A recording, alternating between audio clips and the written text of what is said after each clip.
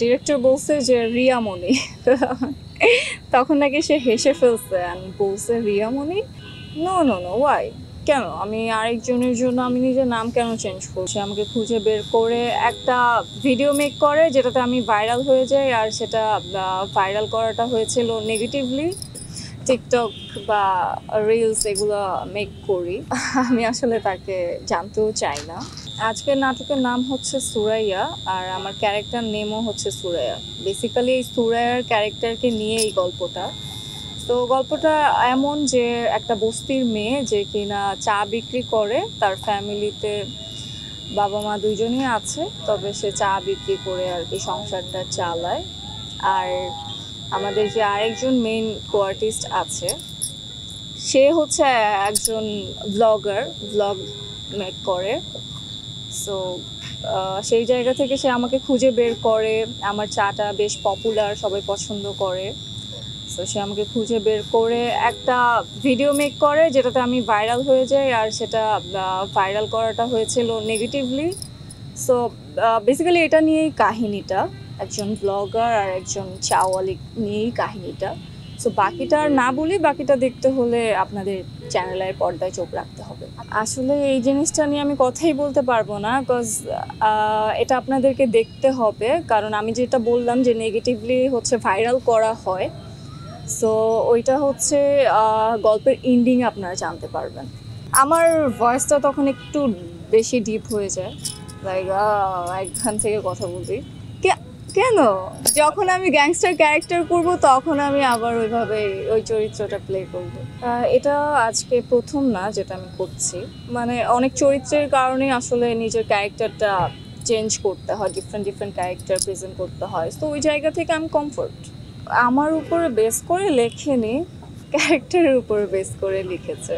আর যেটা বললেন টিকটক বা রিলস এগুলো মেক করি, এটা কাজের ক্ষেত্রে করতে হয়, দ্যাটস মিন এই না যে ভাইরাল হওয়ার জন্য। পজিটিভলি ভাইরাল হওয়ার ইচ্ছা তো সবারই থাকে, সো ওই জায়গা থেকে আমারও আছে।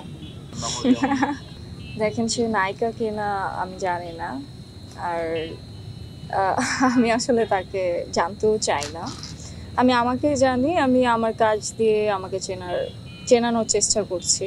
তবে এরকম তো একবার হয়েছিল, আমার কোয়ার্টিস্ট যখন জিজ্ঞাসা করেছিল ডিরেক্টরকে যে আমার কোয়ার্টিস্টকে, তখন ডিরেক্টর বলছে যে রিয়ামণি। তখন নাকি সে হেসে ফেলছে আমি বলছে রিয়ামণি, মানে কোন রিয়ামণি? অ্যান্ড দেন ওই জিনিসটা হয়েছিল। সো পরে কনফার্ম হলো যে এটা আমি। সো এটা নিয়ে আমি একটু তো প্যারা খাই। নো নো নো ওয়াই, কেন আমি আরেকজনের জন্য আমি নিজের নাম কেন চেঞ্জ করবো? এই নামটা আমার পরিবার আমাকে দিয়েছে, সো ইম্পসিবল, কোনো প্রশ্নই ওঠে না।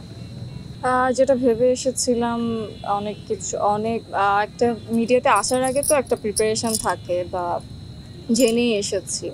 সো ওই জায়গা থেকে মেন্টালি একটা প্রিপারেশন ছিল, বা কি বলে এটাকে, একটা স্বপ্ন ছিল যে আমি আমার নিজের একটা জায়গা তৈরি করব। সো ওইটা আমি এখন স্টিল ট্রাই করছি, চেষ্টা করছি আরও ভালো জায়গায় এগিয়ে যেতে।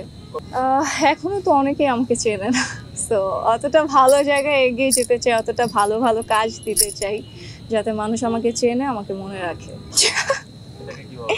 নো, আমি কখনো দেখি নাই। আপনি কোথায় দেখলেন? No, it's not true. আমি জানি না।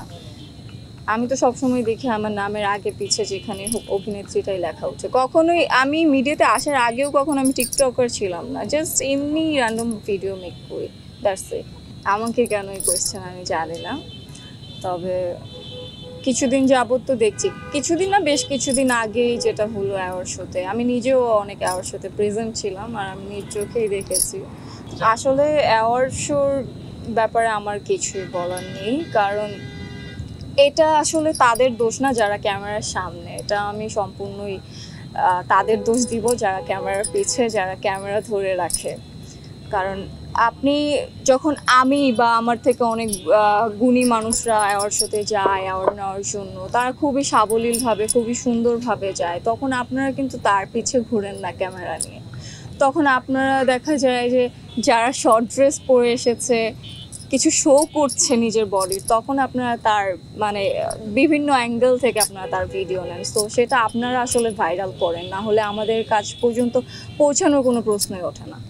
সামনে অনেকগুলো কাজই দেখতে পাবেন, বেশ কিছু কাজ এখনো জমা আছে, আর সামনে আরও বেশ কিছু কাজ করছি, আপনারা দেখতে পাবেন সামনে। দেশে দেশে সবার সাথে দ্য নিউজ।